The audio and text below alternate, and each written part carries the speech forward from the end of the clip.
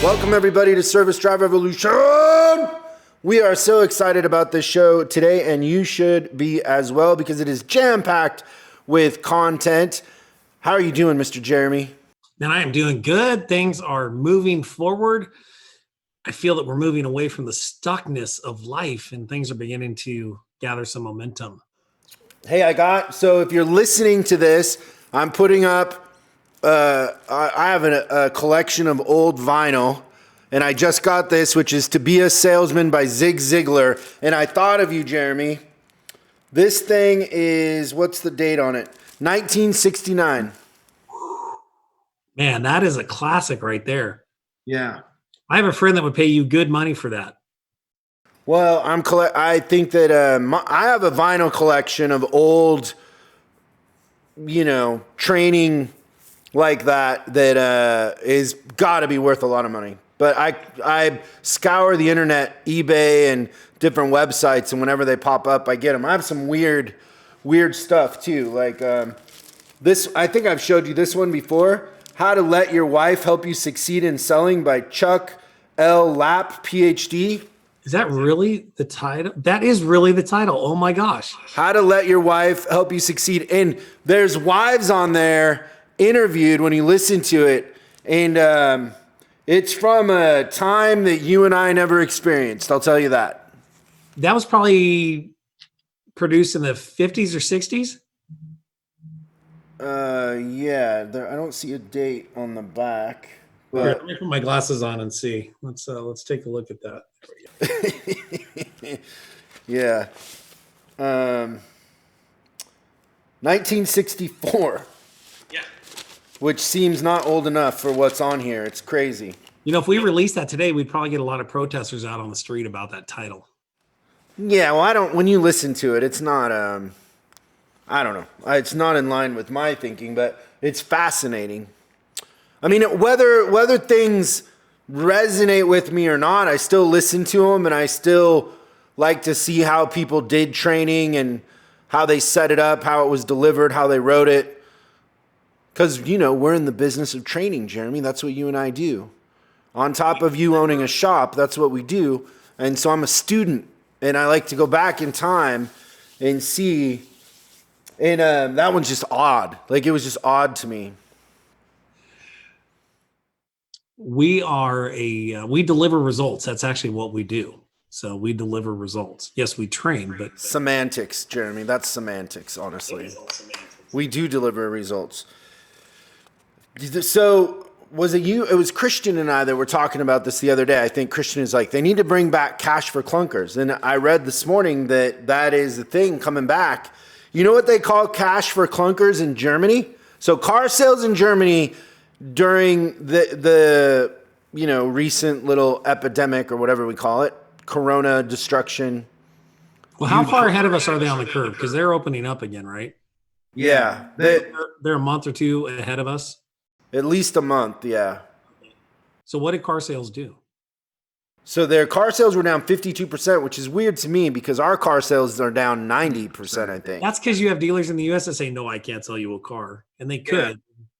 Also, I think some of their cars over there are sold by appointment, right? So you order a car, it comes in, you might still, take it or whatever. I don't know. But that's interesting because next year we're taking our shop and we're going to membership only. We're going to close our doors to the public because we're going to totally change the way that we do automotive repair. But yeah, over in Europe, they do things. The business model is totally different than how it is over here. We seem to chase a lot of things here, and the business over there seems to be more regimented and more structured. So the question I asked you, Jeremy, is what do they call cash for clunkers over there? I do not have a good answer.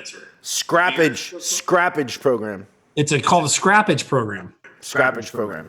Okay. And that's coming here, right? That's going to be another thing that they pull out that the government's going to approve. Well, I think it's a good idea because the average car is going to be the average car on the road will be 12 years old here coming up, which is the oldest it's ever been. It was 11.8, and this coronavirus, I'm sure it's going to push it over because people aren't buying cars, right? Yeah, and it's interesting. I just had a sales presentation today, and the customer has an '09 Impala, and to get the car fixed, he's looking at about $5,700 on. Whoa, slow down. An '09 Impala. Yeah. What's an '09 Impala worth on Kelley Blue Book? 3,100 to 4,100. And it needs 50 what? $5,700 worth of work. So $6,000 worth of work. Yes. Mm-hmm. And it's interesting because when you're in that scenario, you know, we talked about trust and being that trusted advisor for the customer, and being there when you're in that environment, you know that you have the pinnacle of the decision right in your hands, and you can sway it one way or another. And man, I always go back to, I just always, you know, deal with those situations and how I would want to be treated, because I never want to be the service advisor that closes the sale, but then next week you see the customer in the grocery store and you're like, oh, I'm not going near him, and you turn around and go the other way, right? Right. But, you know, you got to help the guy through. And you ask a ton of questions like, okay, if you are going to fix it, how long are you going to drive it? Is it your only car? You should have all these questions answered, you know, well ahead of time. Yeah, you're good at that anyways. I've heard you ask that anyways. Right, absolutely. And this is just it's just interesting to see this cash for clunkers thing coming.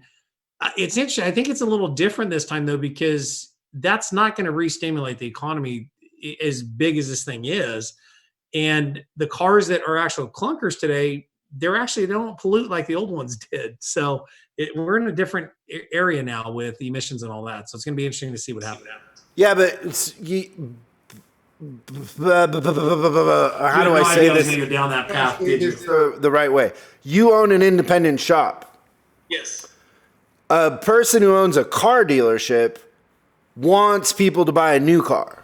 Yes, they do. You don't know. It's not necessarily in your best interest for people to buy new cars because you mostly get them when they fall out of warranty, right? Yeah. So yeah, that's the thing. So it's like asking Smith and Wesson what they think of the NRA. Of course, they oppose it, right? No.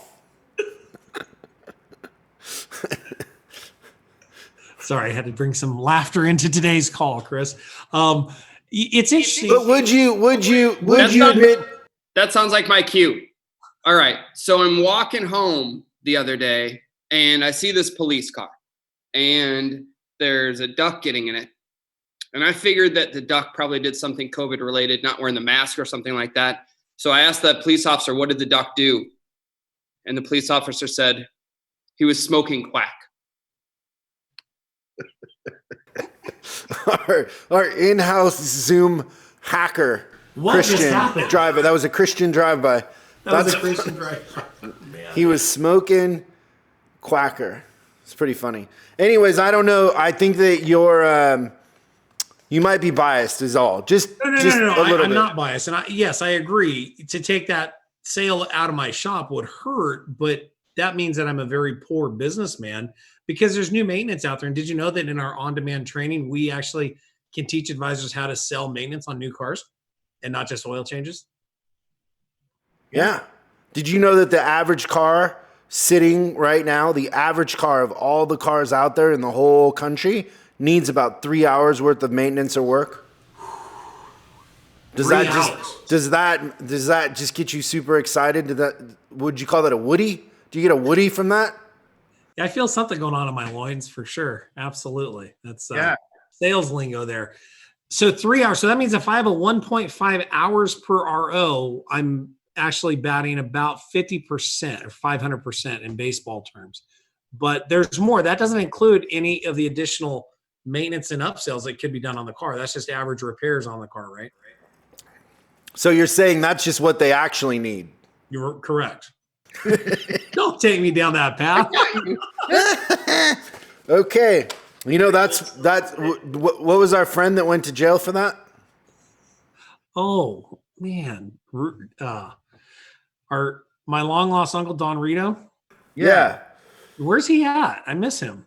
Hey, the Ford in Plymouth, Michigan, the Ford factory, the employees are testing out a system where they wear wristbands, and if they come within 6 feet of each other, it vibrates. Really? I can see that. How do we get that? How do we get to be in that program? I can see that getting so abused. Hey, come back. Yeah, and if it's a rubber band, yeah, we could have so much fun with that. Hey, Chris, where's your wristband at? I don't say, oh, I have it on. It's just not on my wrist. Hey, Jeremy, could you get over here? Hurry. 2 feet. Do not go any further than 2 feet away from me. Stay right next to me the whole day. That's funny.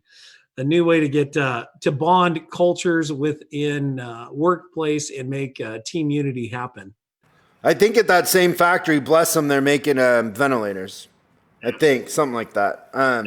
It's awesome that our car companies are the saviors and that sort of thing, where they can quickly adapt. Pennsylvania is passing a law where they can sell cars online. Good for them. Which I think a lot of people don't understand, means that they're kind of bypassing the finance laws, right? That you can, because most of the time in the dealer agreement with Ford or BMW or whoever, you'll have to have a salesperson there, an F&I person to deliver the car. And I think they're saying that it can just be notarized and you can actually sell a car and do the paperwork through the computer, which is the future anyways. We all know that, but it's requiring a notary, I think. But I think that a positive thing that will come out of this is that car sales will become easier for the consumer, because industry that's slow to change will have to change very rapidly out of survival. Well, yeah, and I think so with car sales, I think you're right. The sales process has to change, and you can do all the legwork. I've never understood this. The traditional sales model for selling a car is backwards, right? They get you into the car, you like it, then they put you in a finance and beat the hell out of you for like 4 hours, right? But they make you wait 6 hours before you get into finance. So for most consumers today, want to have that stuff ready to go, and then they just want to show them, get the keys and go. So I think this is something that consumers have wanted, and now society's making it happen. So, I just wish that Trump and his team over at the CIA that secretly let out the COVID virus in China would have thought about this before they just, launched this virus out. Because although we did need to, do social distancing and slow things down, man, I miss going to a restaurant. Like, they should have thought this out. Like, okay. You're missing Cracker Barrel? I'm still missing Cracker Barrel, man. You have no idea. Like, my cholesterol is down by like 40% because I've been eating a lot healthier now. But it's like, so hey, restaurants, you're gonna have to be prepared. We're gonna have the tables 20 feet apart. You're gonna have one server per table. They could have done a lot of things a lot different. Now it's just, it feels like everything's stuck right now. Just nobody knows what to do. So, yeah. By the way, bro, there's no way that Trump let that out. There's no way. He's brokenhearted. I've watched a couple of his press conferences. He lost one of his really close friends to Corona. Did he really? Yeah. So there's no way. He was so into the economy and things were going so good for him. This is not what he wanted. Trust me. I agree. Well, the virus that they let out actually didn't have wings on it. It's the Chinese modification side that got it over here to the United States. You're deep into that conspiracy. Hey, I got a new podcast that I love. I'll send you a link to it actually. But the kid he's at MIT and he's kind of at the forefront of AI. Nice. And how I landed on him is he had that Eric Weinstein. Have you ever listened to Eric Weinstein? Mm-hmm. So he had Eric Weinstein on, and amazing interview. And then I went back and watched the first interview he did with Eric. But in there, they were talking about an interview with Elon Musk. So this kid, Lex Friedman, that's his podcast. I actually watched it on YouTube, but he has a podcast, and he does it from MIT, I think. He had Elon on, and every time I watch Elon, you think one thing, and then he explains it, and you're just like, I think so small. Like, I just think so small. And his metaphors even, like, you can tell he's used to talking to stupid people like me. Like, he has a metaphor, he's okay dumbing it down and talking slow, but it's unbelievable. Like, so one of them, they're talking about driverless cars, right? And Elon's like, well, the car I'm driving now can drive itself. And he says, the thing about driverless cars that is the problem is like, how much safer does the driverless system have to be than humans for it to become something that's accepted by the regulatory, the regulatory body? Like, does it have to be 2 times safer, 3 times? And he talks about, and I remember when we went up with the elite group and toured the Tesla factory, and they took us for a ride in one that drove itself. So it got on the freeway. And I do remember just thinking like, how this thing just is like perfectly in between the lines. And he's like, if you watch a human driving on the freeway, there's a little swerve to everything we do. And he's like, at some point, people are going to be thinking like, can you believe that people used to drive cars? Like, people used to get in cars and point them in a direction and go, and how dumb and unsafe that was compared to the AI and the systems that they have. And he likens it to, his metaphor in there is a elevator operator. Like, the computer's way safer than an elevator operator. You would never want an elevator operator anymore, or that whole crazy mechanical system with cords and wires and all that, right? Yeah, absolutely. Like, that's where his head is at, And I never thought, not too long from now we'll be thinking like, can you believe we used to drive? Like, how can you believe that people like Christian used to be able to like do whatever they want with a gas pedal and a steering wheel? Well, it's proven that people that are not originally from California are not as good of drivers as those people from California.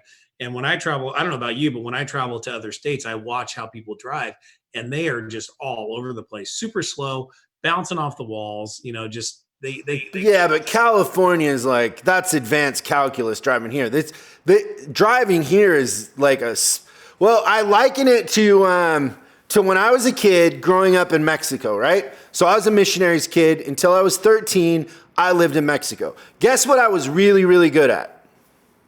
Driving. No, we didn't have TV. We didn't have radio. We didn't have a record player. Nothing. Guess what we did all day in Mexico? Kids. What did kids do? Kids are out playing outside, right? Soccer. We played soccer. So then I moved to Washington State. Guess what I'm really, really good at compared to everybody else? Soccer. Because in Washington, soccer is something kids do. It's really cute. In Mexico, soccer is a way of life. Like, the level of playing and thinking and mindset and studying and practice in Mexico compared to Washington is like, I was one of the best players in the state when I was a kid, because, and it's the same sort of thing. Driving in California is like, if you're not aggressive, you'll never get anywhere. You won't. Yeah, exactly. You'll go backwards instead of forward, for sure. Absolutely. Yeah. So I feel like this is a good time for me to chime in. So what do you have for us? I got nothing. Wait, Christian, I got something for you. Hold on. Oh, he's back. Okay. Do you know that Teslas have karaoke? Because you have a Tesla. So I've been singing in my car this whole time without actually having accompaniment. Well, I don't know. In that interview with Lex Friedman, he's talking about one of his favorite features on a Tesla is Tesla karaoke. Does a Tesla have an app store? Well, it's got its own app for sure. And then there's a lot of things you can do within that app. It's pretty crazy what they're, like you had said earlier, they're so far ahead of everybody else, almost with everything. Like, you can set up for your car to get picked up for service. You can set up everything just through the app. I can turn my lights on, honk my horn. It's kind of fun. You can buy the driverless thing, right? You can just buy it. I just have to hit a button and then I can be driverless. But yeah, really fun thing is that sometimes I'll hide ways from my car, and when people walk close to it, I'll honk the horn at them. That's kind of cool. You can set it up to do that? Oh, yeah. Will you do me a favor and be like a reporter roving on the street? Can you report back to us what the hell is Tesla karaoke? Most definitely. I will look forward to the assignment. Okay. Thanks for nothing. Speaking of driverless cars, I think society's ready for it. I'm ready for a driverless car that the 40-minute commute that I have to the shop from home, I can be so much more productive than I already am if I had the car driving for me. So By productive, you mean taking a nap. what's that? By productive, you mean taking a nap. I wouldn't take a nap. No, it's at work, right? Oh, I would nap for sure. Like, Absolutely. More than we do I now. fall right? asleep. I fall asleep in a car so easy, but that's me. Okay, voice of God. I'm calling up God right now. Voice of. Do you think we'll get Scottish God or American God, Jeremy? I think, well, I don't know. I'm curious to see. We have some good questions. Let me remind everybody that if you post a question on YouTube, send it to us on LinkedIn, Instagram, email info@chriscollinsinc.com, and we read your question on the big show. We will send you some swag, which consists of a Service Drive Revolution t-shirt, hat, coffee mug, 3-ring binder, folder, notepad thing. A bottle of hand sanitizer. It's funny, the building that we're in here, they came around and handed out sanitizer, and it's just basically rubbing alcohol. Oh, that's all it is? I have the real stuff. This is the stuff I'm using, this lavender organic. It's pretty good. But how about questions? God, is God there? Did God leave us? The voice of God has many questions. Good. I thought God had left me for a minute. Okay, let's hear it. God abandons none of his children. This first question comes from Lincoln Delve. After a recommendation, I started watching some of your videos and using them in training of our after-sales teams. Our CSI scores do not match the efforts we put in. We have started to use in our training the CSI Ask Upfront video, which is starting to make a difference in our culture. My aim is to get every service advisor enjoying what they do and enjoying being a part of a team who want to win and be on top. I am just wondering what will hit the spot and how will we do it. I am currently thinking of a challenge where I may need your help. If I can get it past HR, once we are back from this COVID-19 disaster, I am thinking of a weekly challenge which will keep them on their toes, maybe a quiz. What are your thoughts? First of all, God, when you go back and read the question, does it say ask up front or commit up front? The question says ask up front. Okay, so that's one thing we're getting a little bit wrong here. And I want to point this out because these little things matter. Little hinges swing big doors. So it's commit up front, it's not ask. We're not begging for it. We're saying we're going to. We're going to. So remember that. It's about committing up front. And a lot of little things can affect this, right? Our tone, when we do it, how we do it, and the follow-up, and then our performance. So this comes, this comes from when I was a service advisor, and we barely got any surveys. And the surveys, so I was writing service for Cadillac, and they would send them in. They were the handwritten ones. Do you remember those, Jeremy? I do, yes. Tear them off, send them in. 3 months after a customer came in, you would all of a sudden, the service manager would get email that, your CSI was basically 2 or whatever because somebody trashed you on a survey, and you never had any good ones because really only the people that complained sent them in, and they took their time to send them in. And so what we kind of figured out as a strategy was we need to get good ones. And so we didn't want to beg at the cashier for them. So we were just saying up front, like, hey, this is going to be an amazing experience. And if for any reason it's not an amazing experience, please tell me because I want to know, because I want to fix it, because I want to be your service advisor. I want to be your person in the car business. And so if you're not comfortable and for any reason you feel like I haven't lived up to it, please let me know. And, committing up front, not asking. And so the thing that I would say about that is I would play different games with your advisors. Like I would start with the smile game. So the smile game is just being out there. And if you're playing our regular games, because I'm assuming you're in on demand. So if you're playing a daily game in the drive, I would say that anytime you get a customer to smile and laugh at the car before you take them to write them up, you get a mark on the board, so you get to play the game, and you get $5. So it's going to get the advisors connecting, petting the dogs, really building rapport with the customers, and putting the customers in a. They're going to have to break the ice. So they're going to have to put the customers in a different mindset. And then once I played the smile game for a couple days, then I would play the commitment game, where I would be roaming the drive at peak times, and whenever I hear an advisor do the commitment, then they get a point and they get $5, right? So just like potty training a bulldog. So my first bulldog was Rocky, who I tell the pet the dog story about. But one story I don't know that I've told a lot that's funny is, growing up, I had Shelties and I had pretty smart dogs. In fact, Joel, who works with us here, Jeremy, is getting a dog, and it's called an Aussie Poo. It's one of those designer dogs. So it's a poodle and an Australian Shepherd, I think.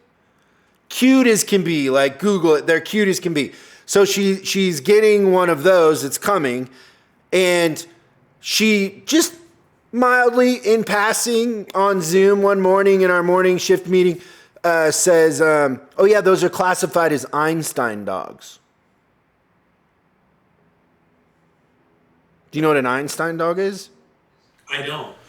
I don't either, but I can assume a bulldog is not an Einstein dog. I'm just telling you right now, bulldogs they're classified as non-sporting.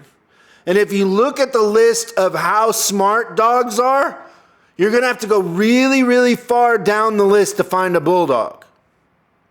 Okay. You follow me, right?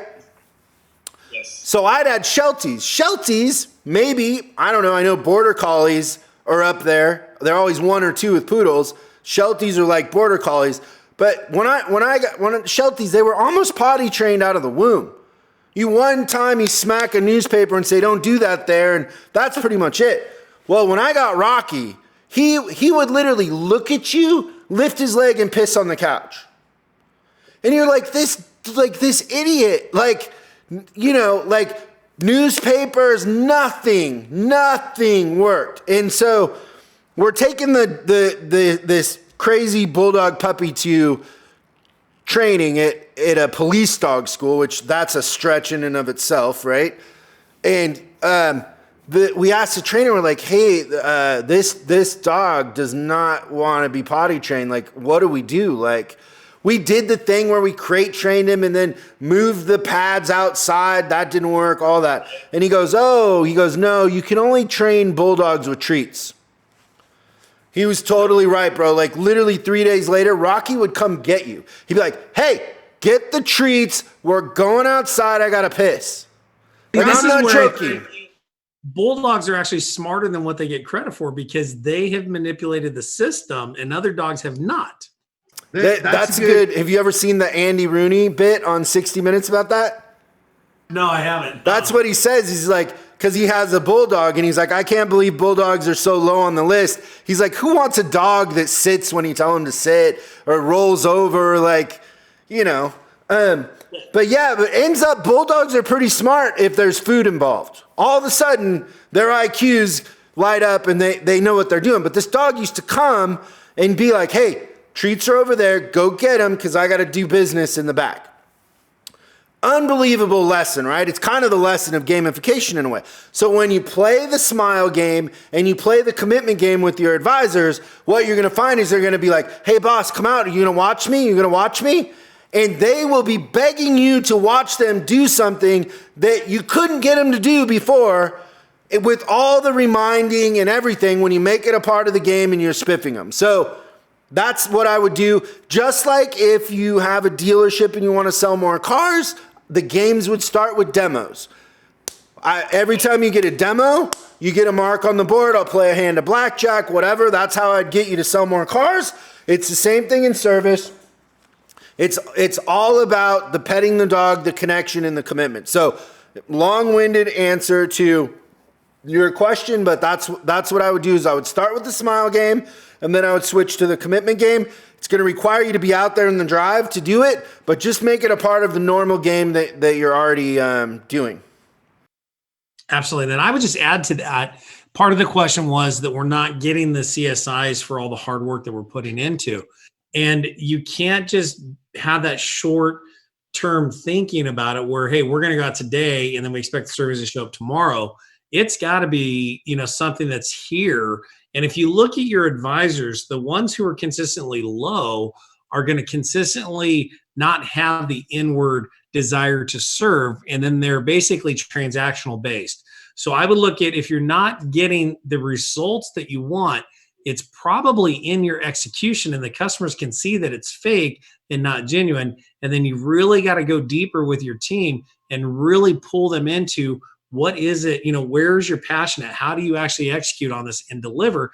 And, Chris, for me, it's when I'm on my A game at my shop, we can see literally 10 to 25 stars of review come in every single week. But when we don't perform, we might get 1 or 2 or none.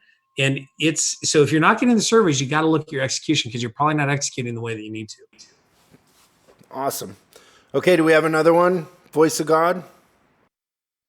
The voice of God has another question. Good morning, sir. My name is Josh, and I'm a long-time follower. My dealership has changed our pay during this virus to an average of last year's weekly pay for my fellow advisors and techs, with a guarantee of 40 hours a week. Since this has started, I've seen my fellow advisors and techs become lazy and make comments about how it doesn't matter, I'm getting paid. But at the end of the day, the customer is suffering due to this. What are some ways to get everyone fired up and motivated to perform? Thank you for your time. That's a heartbreaking question. That's character. I mean, isn't it funny that in times like this, where there's stress on the system, that real character comes out in people, that you would think that way. It's like, how people say, Jeremy, that money makes you makes you an asshole. And I always say, like, money doesn't make you an asshole. Money amplifies assholes. Like, if you're a jerk already and you get a lot of money, you're just an amplified, empowered jerk. But if you're not a jerk and you get money, you're not going to be a jerk. And so this is about character. Like, if you don't understand that during this time, when nurses are on the front lines and doctors are on the front lines and people are putting their lives at risk, and our job is to keep them in dependable and reliable cars, and you can't see that there's a person behind that car that's a mom or a dad or a son or a daughter or a nurse or a doctor, whatever, and you're just indifferent to the fact that those are humans that depend on us, I don't know. I'm at a loss how to fix that. It's character. That's a character flaw. It is a character flaw. And I think, the other thing that we have to do is possibly look at colonizing Mars. SpaceX is launching up with NASA here real soon. What? No, I'm serious. This could be the new norm, Chris, where we live in a socialistic... We're going to send these people to Mars? Well, yeah, so we have to look at it this way. Like, our forefathers left England because of taxation and they wanted a free land. So we came to North America, right? And there was all this beautiful land and there's nowhere else for us to go. So if this is the new norm and people are used to just getting enough to get by and they're happy with it, yeah, you're right. That does show their character. And the sad part is this, is if enough people buy into it and they like it and they usher in the new socialistic regime, we're going to have to go to Mars because there's nowhere else for us to go. And we're going to have to start a new colony that is a capitalistic based economy again. It's the only place we can go. I don't know. Is there anywhere else we could go? Your sister told me that your brother is even crazier than you and that I should follow him on Facebook. Like, he's super, super, super right. I wouldn't do that. I want to follow. She's like, if you really want to see crazy right, like that, you're middle as far as your family's concerned. Is that true? Like, you're virtually Bernie Sanders of your family? Yeah. There we go. Yeah. Yeah, because you're way more. You're way right for me. That's funny. That's Yes. hilarious. So that question's interesting. Yeah, you've got guys that are, but here's the flip side to that. This is going to show you who your producers are. Your technicians that are only getting 40 hours a week, the guy that is used to doing 80 to 90 because he shows up at 5 a.m. and he's got 8 cars ready to go and he's ready to produce and turn the work out, his hands are tied. He can't do it right now. How do you think he's feeling? And his paycheck's suffering. There are some dealership technicians that are used to making 150 to 200,000 a year, and they've been relegated to 40 hours a week. Come on, give me a break. Let's get things rolling again. Let's go. You know, one thing I might do in that scenario is I might put pictures of people in the shop, customers, with their kids, like take pictures and put them in the shop so the techs understand and the advisors understand that there's people behind those cars. The car is a commodity. What technicians are doing is way more than, maintenance and repairs on a car. It's way bigger than that, and you got to tune into that. It's special, and like if you don't think it's special, you should spend a little time rethinking your approach, and you'll be happier as a person if you understand that what you're doing is giving back. It's not just about your hourly rate. And oddly, like my grandpa used to always say, if you always give people more than what they paid you for, you'll always be in high demand. Oddly, you'll make more money too by default if you start focusing on taking care of people and having a little more care for it. But that question breaks my heart. All right. God can wait. I've got a good one. I've got a coronavirus joke. It's going to take up to 14 days for you guys to get it.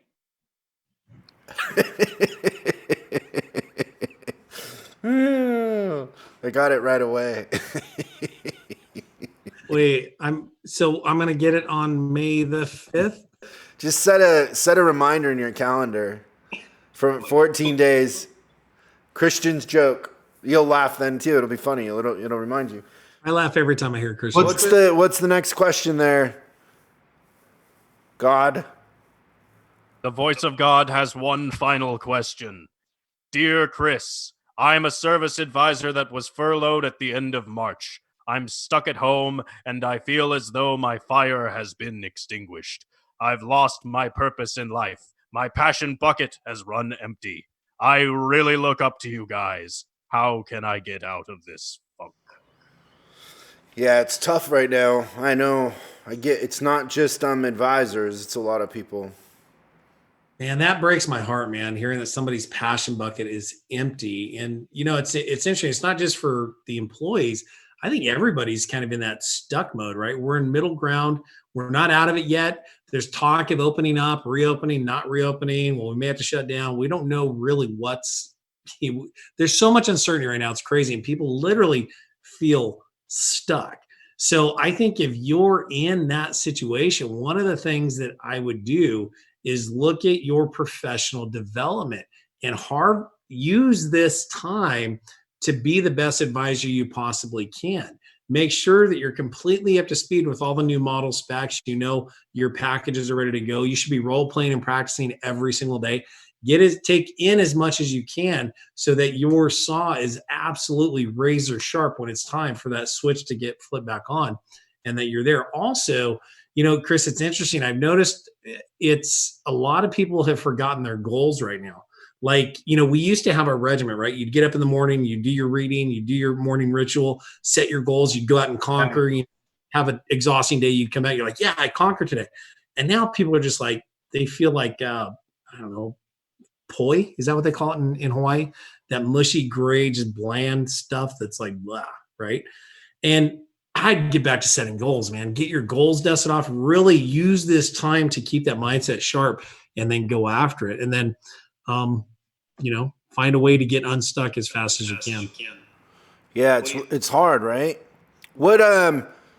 So what sort of goals would you set right now if you can't go to work? Like, would you set a goal for learning, or what would you do? Like, I know I personally, 2 things that we've done here that I think really has helped. One is, and this was Christian's idea, and it ended up being genius for quite a few reasons. But we started having a morning call at 7 a.m. Pacific with everybody on the coaching staff, and just talking, and we're doing some competitions, we're reading stuff together and sharing what we learned. But just the fact that I have to get up every morning and be on this call at 7 makes me have a purpose. And then we have another call at 8:30 with the rest of the team. And those two calls, oddly, in the morning give me a reason to get up. I get to interact with the team. I see progress. We talk about things that we could be doing. And I really, really believe that has kept me sane. I know you're still going to work every day, so you have that. But if you're not going to work, maybe one lesson for service managers or dealers out there or shop owners is, even if your people are furloughed or laid off, maybe you should still have a call every day early in the morning. So they have to get up, they have to be dressed, because I've found there was a time where I left my gig and I was buying a dealership, and buying a dealership is kind of a slow process. And from the time I left my gig till the time I closed on a dealership was about a year. And I remember one day it was noon and I'm in my bathrobe with a glass of wine painting a bulldog. And I was like, I might have lost some perspective here, that it's noon and I got a glass of wine and I'm going to turn into an alcoholic. I haven't even showered. Like, that's one thing that I'm hearing from a lot of friends is they don't even shower for days. Like, they're just laying in bed. They're not showering. They don't. And so somehow you got to give yourself a reason to get up and interact with people on Zoom or on FaceTime, something. But you got to set some sort of goal that you have to do something every other day that you have to get up and shower and be ready for. Yeah, and I think the other thing too, man, is what about, you're going to go back to work, right? You are going to be in this industry for a long time. We're creating our trust fund. And right now would be the greatest time to go back and give gratitude to the clients you've served. So somehow get permission to go on site, get permission to get your customer list that the reason would be you're going to reach out to them and thank them for their past service. And just, again, like we talked about on some of the calls in the past, how are you doing? But send 10 handwritten thank you cards out a day. That's a good idea. Yeah. So, you spend an hour doing that. And here's one thing. One of my mentors always taught me, said, when you send a personal thank you card out, always trying to find something about that person and their behavior that stood out to you. Like, so, hey, Chris, this is Jeremy from XYZ BMW. Hey, I've always admired how you're so gracious when you come in and you always have a smile on your face. I miss seeing that smile. I can't wait to help you again with your car. Just hope you're doing okay right now. Something like that, a small memento that you remember them. And man, just think about what that could do for somebody, right? Right now, that could be the touch that they need. So. Yeah, and maybe if worse comes to worse, maybe go volunteer somewhere. Yeah. Volunteer where they're handing out food or... Well, yeah, I don't have my mask here. It's up front. Get your mask and get your goggles on. Get a face shield. Get a lab coat. Go down to the grocery store and practice petting the dog, but staying 6 feet away. You could do that. No? Yeah, but how do you... No, keep going. How would you do that? Well, so let's just say that you're there to help. One of the things I would do to break the ice with somebody is, can I help you out with your groceries? Like, maybe go talk to the manager and see if you could be somebody that could assist customers getting their groceries out to the car, because maybe they're shorthanded. Who knows? I think, Jeremy, it's so easy right now. If you want to go help restaurants deliver, like, there's a lot of restaurants that are delivering to older, senior citizens that can't go grocery shopping, that are, really, we want to protect them from getting the virus, because it would be game over for them if they already have emphysema or whatever it is. You can volunteer to deliver food, and you're not even touching anybody. You're picking up the food, taking it, dropping it on their porch, and waving at them. But it's a pretty safe thing to do, but you're helping and you're being a part of the solution. But I'm just telling you, like, in my experience, whenever you start to feel down and depressed, go help other people, do something to give back, and that'll cure you really, really quick. Absolutely. Hey, if you're a service advisor at a dealership, set a goal to be the highest salesperson at the dealership next month and sell more cars than anybody else. And watch how that raises your ranks at the dealership. That's hard to do, but yeah, that's a good one. Cool. It is not hard to do. Selling cars is easy. You just have to get in front of somebody that wants a new car. That's it. Jeremy, this was really fun. Absolutely. And I love those questions, but I do feel like people are getting a little depressed, and time will fix this. Summer will make the virus go down a lot, because the type of virus it is, and I've read a lot of stuff on this. It's it's covered in fat. That's how it like moves around, and heat makes that melt away. And so just like the flu, it doesn't really go around as much in the summer. So better times are coming. We're going to figure this out. We're strong as a country. You gotta focus on the good. Our drive-by last week was great. That helped my mental, not mental stability, but my mental state a lot. So thank you. What was it about? Remind me. What not to say to yourself. Remember the words that we shouldn't be saying? Like what? I can't. I can never do that. I honestly don't remember. It was a great one. The drive-by, just go.